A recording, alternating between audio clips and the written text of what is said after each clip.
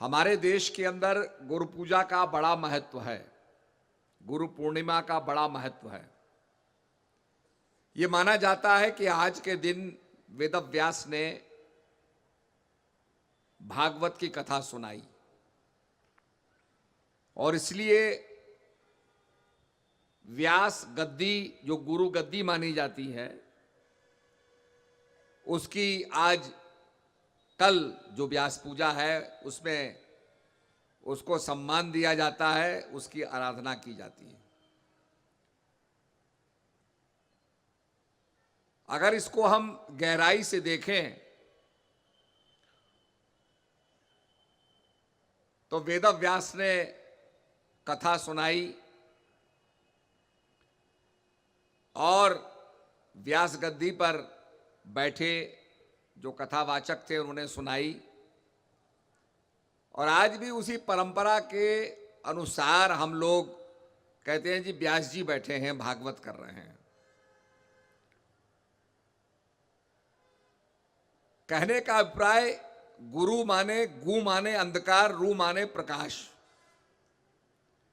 जो व्यक्ति के जीवन में अंधकार से उसे प्रकाश में ले जाए, तमसो मा ज्योतिर्गमय, अंधकार से प्रकाश की ओर ले जाए, वो सद्गुरु होता है। तो सुखदेव मुनि ने जब कथा सुनाई तो पहले व्यास वो हुए और उसी कथा को अनेक कथावाचक सुनाते हैं। पर जो ज्ञान परीक्षित को हुआ, जो तन्मयता परीक्षित के अंदर थी, वो हमारे जीवन में आ जाए तो हमारा जीवन धन्य हो जाएगा।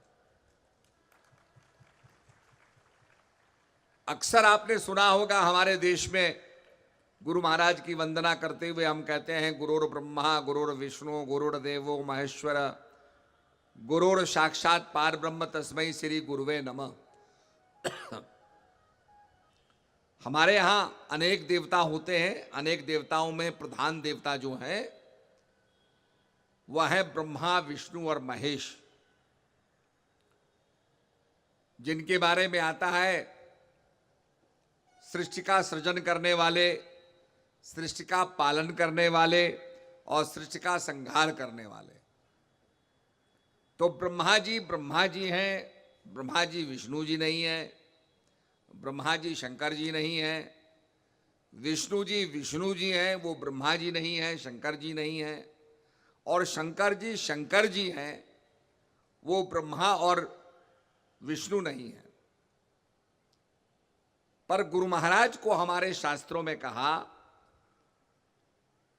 और सभी आचार्य विद्वान लोग एक मत से कहते हैं गुरुर ब्रह्मा गुरुर विष्णु गुरुर्देवो महेश्वरः गुरुर साक्षात पार ब्रह्म तस्मै श्री गुरुवे नमः। सभी विद्वानों ने ये मत माना कि भाई तीन देवता अलग अलग हैं, एक दूसरे से भिन्न हैं, पर तीनों का समन्वय, तीनों का यूनिफिकेशन अगर होता है तो वो गुरु महाराज में होता है, तीनों का यूनिफिकेशन। जैसे हम पानी को लेते हैं, पानी के बारे में कहा जाता है कि उसमें हाइड्रोजन के 2 आइटम हैं, एक ऑक्सीजन का आइटम है, तो H2O ये पानी का एक मॉलिक्यूल बनता है। तो उसमें हाइड्रोजन भी है, ऑक्सीजन भी है, और उसमें यह क्षमता है कि पानी किसी प्यासे की प्यास बुझा सके। ये जो खेती होती है, ये बरसात का महीना लिया गया तो इसके अंदर बरसात होती है, ना ज़्यादा गर्मी होती है ना ज़्यादा ठंडी होती है। तो ऐसा मौका कथा सुनने के लिए, सत्संग सुनने के लिए उचित माना गया। और बरसात से किसी चीज़ को आप उसमें डालो, पानी डालो, तो वो स्प्राउट करता है। आपने बीजों को देखा होगा, लोग कहते हैं भाई आप स्प्राउट खाओ, अंकुर खाओ।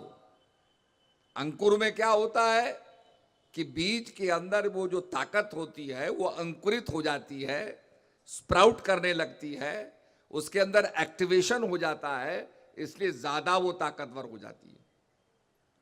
आम दालें होती हैं, वैसे नहीं कहते, कहते भैया इसको पानी में भिगो तो स्प्राउट करेगा, चने को पानी में भिगो तो स्प्राउट करेगा।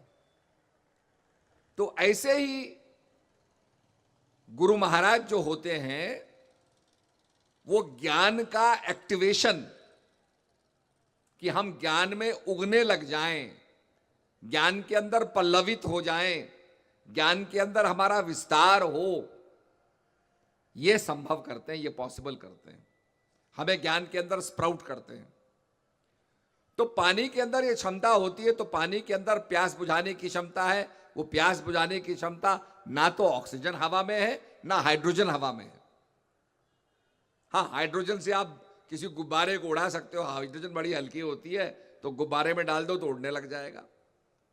पहले जमाने में बड़े बड़े ब्लिम्प बनाए जाते थे, जितना बड़ा ये आप तंबू देख रहे हैं इतना बड़ा ब्लिम्प होता था, उसके अंदर हाइड्रोजन डाली जाती थी और हाइड्रोजन के जाने के कारण वो सारा का सारा जो एक नौका की तरह होता था वो हवा में उड़ता था। उसके लिए हाइड्रोजन की आवश्यकता होती थी और उसको ब्लिम्प कहते थे, और वो बड़ी बड़ी दूर तक चले जाता था।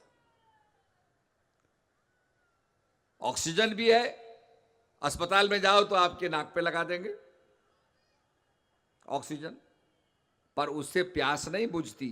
ऑक्सीजन से आपके सेल डेवलप होंगे, सेल बर्न होने में क्षमता ज्यादा होगी, आपके लंग्स को खुराक मिलेगी, पर उससे पानी से प्यास नहीं बुझती। प्यास तो पानी से बुझेगी जो H2O है। ऐसे ही जो ज्ञान है वो गुरु महाराज देते हैं, और गुरु महाराज के अंदर तीनों का समन्वय हो जाता है। जैसे जल के अंदर हाइड्रोजन ऑक्सीजन का समन्वय है, ऐसे ही गुरु महाराज में तीन एंटिटीज का, तीन देवताओं का समन्वय है, ब्रह्मा, विष्णु और महेश।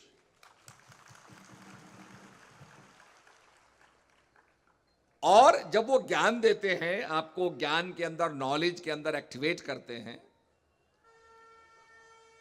क्योंकि एक्टिवेशन बहुत जरूरी है। और पहले तो अगर हम ये समझाते तो लोगों की जल्दी समझ में नहीं आता। आजकल जल्दी समझ में आता है क्योंकि लोग मोबाइल फोन लेते हैं, मोबाइल फोन लेने के बाद सिम लेते हैं, और सिम लेने के बाद उसको एक्टिवेट करना पड़ता है, नहीं तो काम नहीं करेगा वो।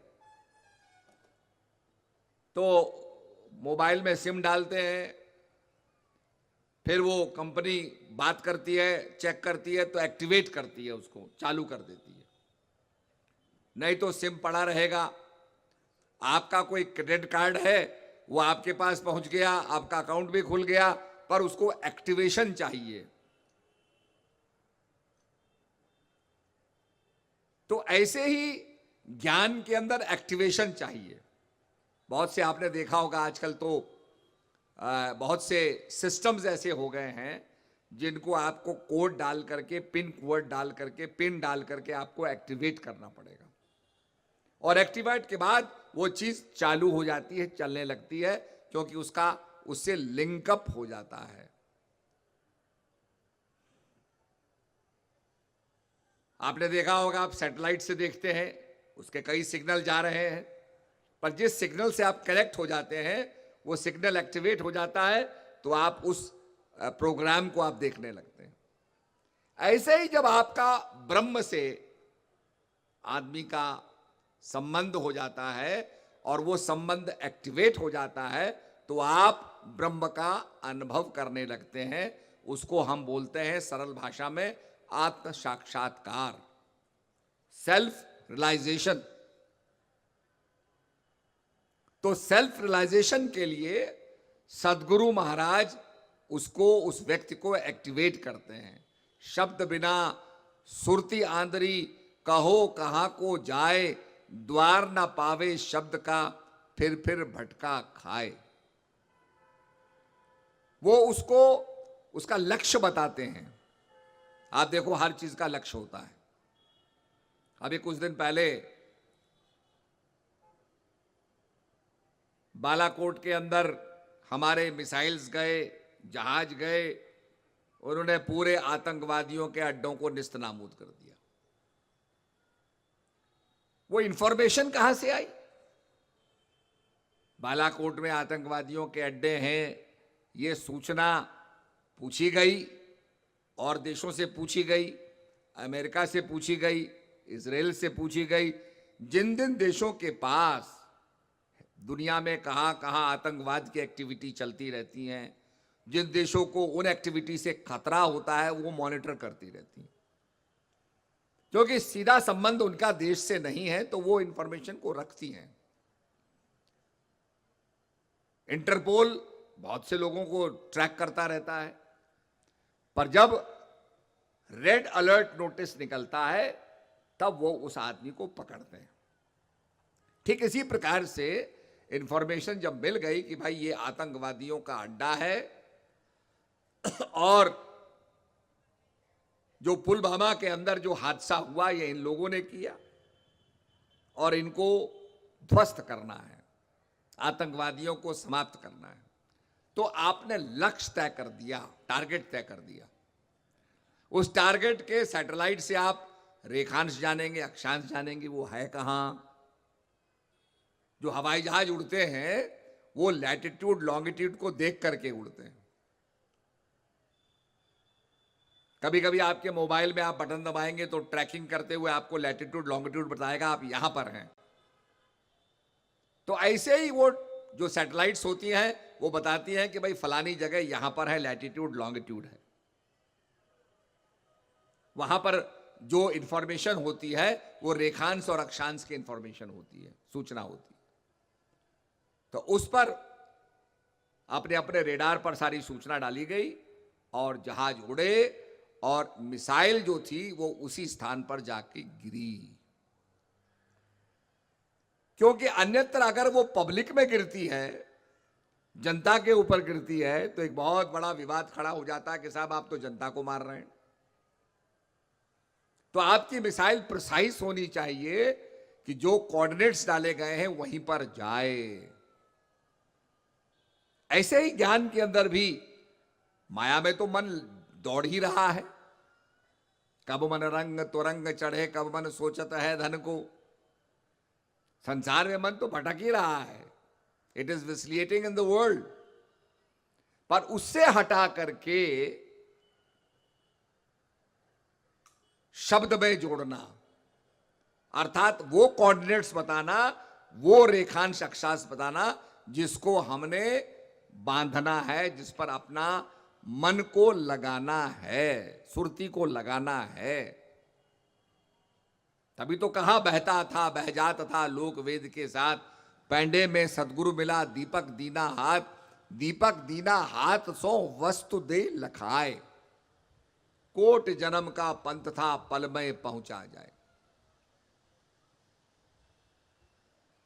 कोट जन्म माने एक जन्म में गलती करते, फिर पैदा होते, फिर किस योनि में पैदा होते, फिर वहां से हमारा एवोल्यूशन होता, फिर हम गलती करते, फिर एवोल्यूशन होता। ऐसे करते करते कितना लंबा रास्ता था, इसका कोई एंड नहीं था।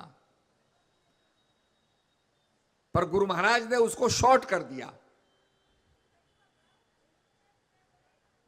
जैसे उदाहरण के लिए हम पहाड़ पर जाते हैं तो कभी दाएं जाते हैं, कभी बाएं जाते हैं। मसूरी को जाओ तो कभी दाएं जाओगे, बाएं जाओगे। जलेबी नुमा सड़क है, और अगर आप हेलीकॉप्टर से जाओगे तो सीधे उड़ के जाओगे। तो जैसे कहा जाता है कि स्ट्रेट लाइन की, सीधी लकीर की डेफिनेशन क्या है, तो सीधी लकीर की डेफिनेशन है it is the shortest distance between two points. दो बिंदु के बीच में वो सबसे कम डिस्टेंस वाला रास्ता है। तो हेलीकॉप्टर सीधे उड़ता है जिसको हम कहते हैं क्रो फ्लाइट। जैसे कौवा सीधे उड़ता है, ऐसे हेलीकॉप्टर जहाज सीधे उड़ता है। वो दाएं बाएं तो जाता नहीं, सीधे उड़ता है। तो शॉर्टेस्ट डिस्टेंस हुआ उसका। आप यहां से बंबई जाइए, आप 2 घंटे में बंबई पहुंच जाएंगे, और अगर आप पैदल जाएं तो पता नहीं कब पहुंचोगे। रेल से जाओगे तो आपको लगेंगे 48 घंटे लगेंगे, 24 घंटे लगेंगे। तो जो गुरु महाराज का ज्ञान है वो ज्ञान शॉर्टेस्ट डिस्टेंस है। जीव का ब्रह्म के बीच में सबसे शॉर्टेस्ट डिस्टेंस है। तो कहा कोट जन्म का पंथ था पल में पहुंचा जाए। पल, उसको पल कह दिया कि तत्काल गुरु महाराज ने पहुंचा दिया। इसीलिए गुरु का महत्व है कि गुरु के संसर्ग में आने से ये प्रभु का सामर्थ्य, प्रभु से यूनिफिकेशन संभव होता है। और सत्संग के अंदर उसी की गुरु महाराज प्रेरणा देते हैं। सत्संग सुनाने वाले कई मिलेंगे। कई हमसे कहते हैं कि महाराज बहुत सत्संग सुनाने वाले हैं, पर जहां पर ज्ञान की बात कही जाती है, जानने की बात कही जाती है, भगवान के साक्षात करने की बात कही जाती है, तो इस मंच से खुला चैलेंज दिया जाता है। जिसके पास जो होगा वही तो करेगा। हम तो सत्य नाम के व्यापारी, कोई कोई लादे कांसा पीपल, कोई लौंग सुपारी, हम तो लादो नाम धनी को पूर्ण खेप हमारी। जिसके पास जो होगा वही बेचेगा। कोई कंठी माला बेच रहा है, कोई मंत्र बेच रहा है, कोई कुछ बेच रहा है, और कोई सतगुरु महाराज सत्य नाम को दे रहे हैं। तो जिसके पास जो होगा वही बेचेगा, वो उसी की बात करेगा, दूसरी बात कर ही नहीं सकता। कपड़े वाला कपड़ा बेचेगा, कपड़े को दिखाएगा, उसकी वैरायटीज को दिखाएगा। दाल वाला परचूने की दुकान होगी तो वो दालों की वैरायटी को दिखाएगा। केमिस्ट जो है वो दवाइयों की वैरायटी को दिखाएगा। जिसके पास जो होगा वही तो दिखाएगा। पर जो गुरु महाराज सतनाम के व्यापारी होते हैं वो सतनाम की ही बात करते हैं। तो इसलिए आप जितने वृत्तांत देखेंगे उसमें हमेशा गुरु महाराज ने ज्ञान दिया। भगवान राम के बारे में भी आता है। भगवान राम को विश्वामित्र ले गए, विश्वामित्र ने बलाति बला क्रिया का ज्ञान दिया। भगवान के अंदर अनेक शंकाएं पैदा होती थी, तो भगवान ने शंकाएं रखी वशिष्ठ महाराज के पास। वशिष्ठ महाराज ने उनका समाधान किया तो वशिष्ठ गीता बनी। इस प्रकार से शंकाओं का समाधान, इसीलिए उपनिषद के अंदर जो गुरु के समीप जो व्यक्ति समाधान पाता है वही उपनिषद है। एक व्यक्ति ने पूछा हमसे एक बार कि दुनिया में कई धर्मशास्त्र हैं, यहूदी लोग पुराना नियम मानते हैं, ओल्ड टेस्टिमेंट मानते हैं, क्रिश्चियन लोग न्यू टेस्टिमेंट मानते हैं। उसमें 4 टेस्टिमेंट्स आती हैं, gospel of John, Luke, mark, Matthew, ये 4 गॉस्पेल्स हैं। और इनमें ये चारों के चार जो हुए, ये इन्होंने टेस्टिफाई किया, देखा, जो देखा वही टेस्टिमेंट्स बने। इस प्रकार से कुरान आती है, एक समय के बाद उसका प्रचार प्रसार हुआ। उसका यह प्रश्न था कि हमारे जो धर्मशास्त्र हैं वो इतने सारे क्यों हैं? हमारी एक बाइबल नहीं है, हमारी एक कुरान नहीं है, हमारे 108 उपनिषद आते हैं, 4 वेद आते हैं, फिर पुराण आते हैं 18। मैंने कहा भाई बात यह है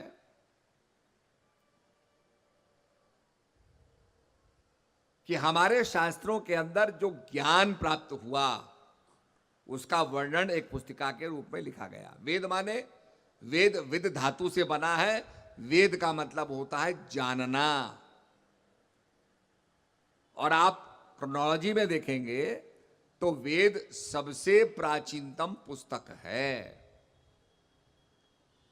बाकी तो कोई 2019 साल पहले, कोई 1400 साल पहले, कोई 2500 साल पहले। हमारे यहां जो अनादि माना जाता है, बहुत पुरातन माना जाता है, वो इसलिए माना जाता है कि जब मानव ने उसका प्रत्यक्षीकरण किया, इसीलिए गायत्री मंत्र के अंदर आता है ओम भूर्भुवः स्वः तत्सवितुर्वरेण्यम भर्गो देवस्य धीमहि धियो यो न प्रचोदयात्। उसमें मंत्र दृष्टा कह रहा है कि हे ज्योतिर्मान परमात्मा, मैं तेरा ध्यान करता हूं। ध्यान करने की विधि तो गुरु से मिलेगी। ध्यान कैसे करना है, उस भर्गो ज्योति का दर्शन कैसे करना है,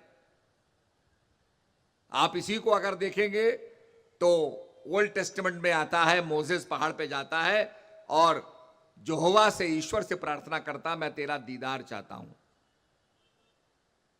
तो यहोवा कहता, भाई इन आंखों से तुम मुझे नहीं देख सकते।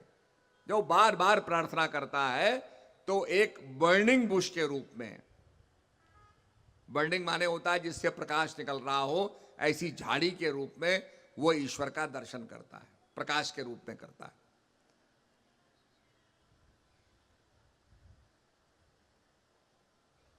इसी प्रकार से और शास्त्रों को आप अध्ययन करेंगे तो वहां भी ज्योति का जिक्र है, इनलाइटनमेंट का जिक्र है, प्रकाश का जिक्र है।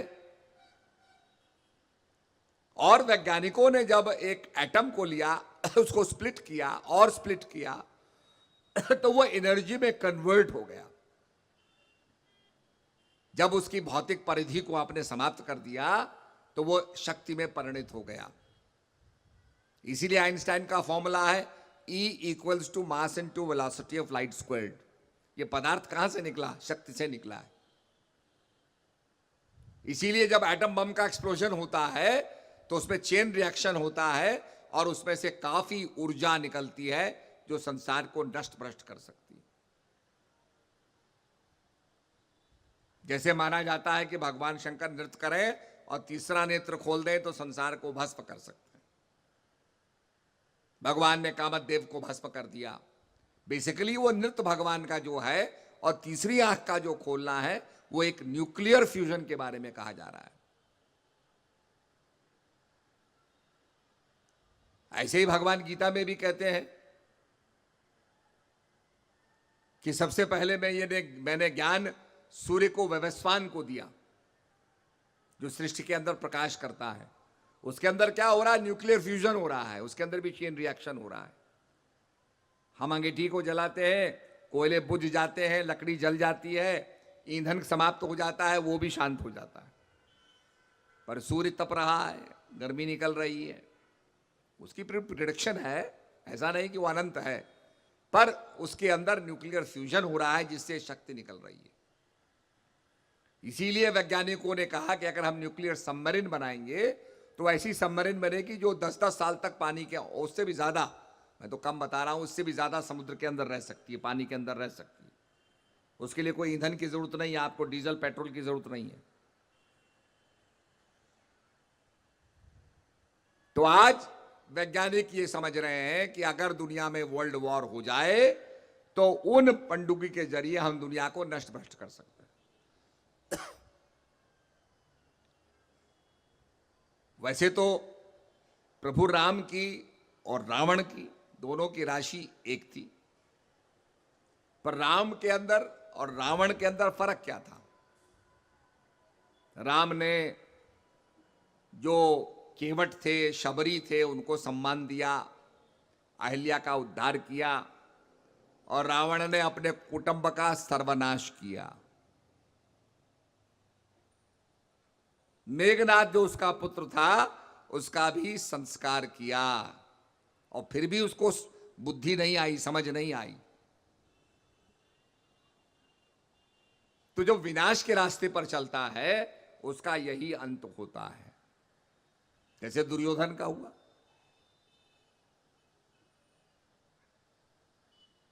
तो कहने का अभिप्राय यह है, ज्ञान के महत्व को हम समझें और भजन करें। इसीलिए गुरु नानक देव जी कहते हैं, कलु आयु कलिकाल आ रहा है और कलियुग केवल नाम आधारा, सुमर सुमर नर उतर नहीं पा रहा। कलिकाल जो है उसकी जो मास्टर की है, उसमें जो हमको बचाने वाली जो शक्ति हमें कवच का काम करेगी वह है प्रभु का नाम। इसीलिए कलिकाल का महत्व बताया गया। कलिकाल को जब मारने लगा, राजा परीक्षित मारने लगे, तो कलिकाल ने हाथ जोड़े कि भाई इतना बुरा नहीं हूं जितना आप मुझे समझ रहे हैं। तो राजा परीक्षित ने कहा बताओ क्या क्या इसका होगा, तुम्हारा क्या क्या लाभ है तुम्हारा। उसने कहा महाराज मेरे में कितने भी दुर्गुण हों, पर मेरा यह है कि जो हजारों वर्ष तप करने के बाद जो फल मिलता था, हजारों वर्ष यज्ञ करने का जो द्वापर युग में फल मिलता था, वो कलिकाल में नाम, तत्काल नाम सुमरण से मिल जाता है। ये मेरा लाभ है। तो राजा परीक्षित उसको देते हैं, स्थान देते हैं कि तुम यहां यहां रहो, और उसको एक स्थान सोने का भी दे दिया कि जहां सोना है तुम वहां भी रहो। पर राजा परीक्षित भूल गया कि उसका खुद का जो मुकुट था वो भी सोने का था, तो उसको खुद ही सोने के अंदर वास करने को कह दिया, और कली का प्रभाव राजा परीक्षित पर हुआ। तो कहने का मकसद यह है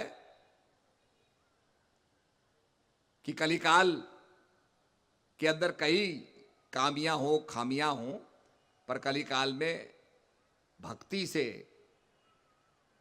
व्यक्ति का कल्याण होता है। यह कलिकाल की विशेषता है। तो इसलिए अपने जीवन के अंदर जो अपना लक्ष्य है, लक्ष्य तो आपको रखना पड़ेगा। अगर एक बंदूकधारी बंदूक भी चलाता है, गोली मारता है, तो गोली का भी लक्ष्य होता है। बिना लक्ष्य के गोली कहां चलाएगा वो। जब आपने देखा होगा मिसाइल्स की टेस्टिंग होती है, गोलियों की टेस्टिंग होती है, तो उसके लिए एक आर्टिफिशियल टारगेट रखा जाता है, और फिर देखा जाता है कि इस आर्टिफिशियल टारगेट को ये कितने % हिट करते हैं, तब उस वेपन की सफलता मानी जाती है। और अक्सर जो लड़ाइयाँ होती हैं, अभी आपने इराक की और अमेरिका की लड़ाई देखी, ये लड़ाई जब होती है तो इस लड़ाई के अंदर सारे हथियारों की टेस्टिंग हो जाती है। जो जो उनके हथियार आविष्कार किए हैं, कितने सफल हैं कितने सफल नहीं है, ये सारी इनकी टेस्टिंग कर डालते हैं। दुनिया समझ रही है कि अपने अपने को बचाने के लिए कर रहे हैं, पर वास्तव में वो उसकी टेस्टिंग कर रहे हैं। तो हमने मारने के काम बहुत कर दिए, मारने के बहुत जर्म्स पैदा कर दिए जिनका इलाज नहीं होता है, बहुत कुछ कर दिया। बचाने का काम हमने नहीं किया, पर मारने वाले से बचाने वाला बड़ा होता है। तो इसलिए हम लोगों को चाहिए कि हम लोग भजन करें, अपने जीवन को सफल बनाएं। क्योंकि अक्सर आपने अनेक कथाओं में सुना होगा कि जब आदमी भजन करता है तो सबसे पहले इंद्र महाराज का सिंहासन हिलता है। वो ये भी पूछने नहीं आता कि भाई तू साधना कर रहा है, तू भक्ति कर रहा है, तो मेरी कुर्सी के लिए कर रहा है या मेरे से भी ऊपर कुछ है उसके लिए कर रहा है। पर वो क्या करता है कि उसको डिस्टर्ब करता है। मेनका को भेजेगा, रंभा को भेजेगा, उर्वशी को भेजेगा कि तो भाई इसको हटाओ, इसको विचलित कर दो। अक्सर आपने कथाओं में सुना होगा। उसका एक ही तरीका है समझने का कि जब आदमी मन को फोकस करता है तो नाना प्रकार के ऑब्स्टिकल्स आते हैं। आपने देखा होगा जब रेल चलती है तो एकदम स्पीड नहीं पकड़ती, उसको चलने में बड़ी ताकत लगती है। इंजन की आवाज को आप सुनेंगे तो ऐसा लगता है कि बहुत ताकत लगती है। कभी कभी तो उसका पहिया स्लिप कर जाता है तो ऐसा लगता है कि बहुत तेजी से चला, पर उसकी स्पीड धीरे धीरे धीरे करके पकड़ता है। और जब वो स्पीड पकड़ लेता है और ब्रेक लगाने होते हैं तो एकदम तो रुकता नहीं है, तो धीरे धीरे उसमें आवाज आती है, धीरे धीरे जाकर के वो रुकता है। तो ऐसे ही हमारे जीवन में भी है। जब आदमी साधना करता है तो कई रेजिस्टेंस, कई चीजें उसके सामने आती हैं। आप अगर दार्जिलिंग जाओ, दार्जिलिंग में रेल जाती है तो रेल फिसलती रहती है, तो उसमें एक आदमी रेता लेके फेंकता रहता है ट्रैक के ऊपर, रेल के पटरी पर, ताकि वो रेल का उसमें से वो जो रेत है उससे वो फिसले नहीं। और इसीलिए आज वैज्ञानिक लेविटेशन की बात कर रहा है कि भाई हम मैग्नेट लगा करके उस पर रिपल्शन पैदा कर दें तो रेल जो है वो पटरी से ही ऊपर उठ जाएगी। अगर वो एक सूत भी ऊपर उठ जाएगी तो उसके टायर स्लिप नहीं करेंगे और वो स्पीड पकड़ेगा, बहुत तेजी से स्पीड पकड़ेगा। तो लेविटेशन की ट्रेन आने की आजकल बातें हो रही हैं।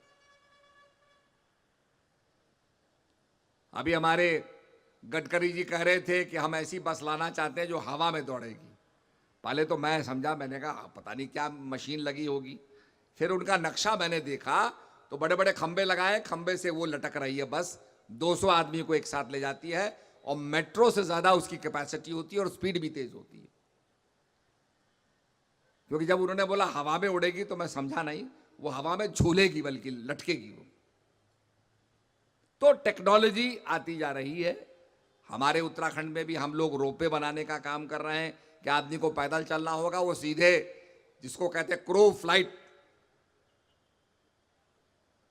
सीधे पहुंच जाए। तो टेक्नोलॉजी आ रही है। तो ऐसे ही भक्ति के अंदर भी जब हम चलते हैं तो ऑब्स्टिकल पैदा होते हैं, मन एकदम एकाग्र नहीं होता, कभी संसार का चिंतन करेगा, माया का चिंतन करेगा। तो भगवान अर्जुन को समझाते हैं कि इस माया में तेरा मन विचलित होगा, पर इन सब चीजों से हटा करके, माया से हटा करके, जैसे बीमार आदमी हर चीज में उसकी जीभ ललचाती है, जो चीज मना कर रखी है वही खाना चाहता है। तो कहते हैं भाई इसका परहेज करो। तो भगवान ने परहेज की जगह शब्द किया है वैराग्य, अभ्यास और वैराग्य। आज दुनिया को वैराग्य का तो पता है, पर किसका अभ्यास करना है यह पता ही नहीं, इसलिए वैराग्य व्यर्थ हो जाता है। तो गुरु महाराज बताते हैं किसका अभ्यास करना है और किन चीजों से वैराग्य रखना है। तो भगवान कहते हैं माया में लगेगा पर उसको हटा करके नाम में लगा, मुझ में लगा। तो यही चीज हमको समझनी है और जितनी जल्दी हम समझेंगे हमारा जीवन सफल होगा। बंदो गुरुपद कंज कृपा सिंधु नर रूप हरि, महामोहतम पुंज जासु वचन रवि करनी कर। जिनके वचन रवि की करनी करते हैं, प्रकाश देते हैं, तो ऐसी रवि की करनी हमारे जीवन में होगी तो हमारा मार्ग प्रशस्त होगा और हम अपने लक्ष्य तक पहुंचेंगे। इन्हीं शब्दों के साथ सबको मेरा दुआ आशीर्वाद।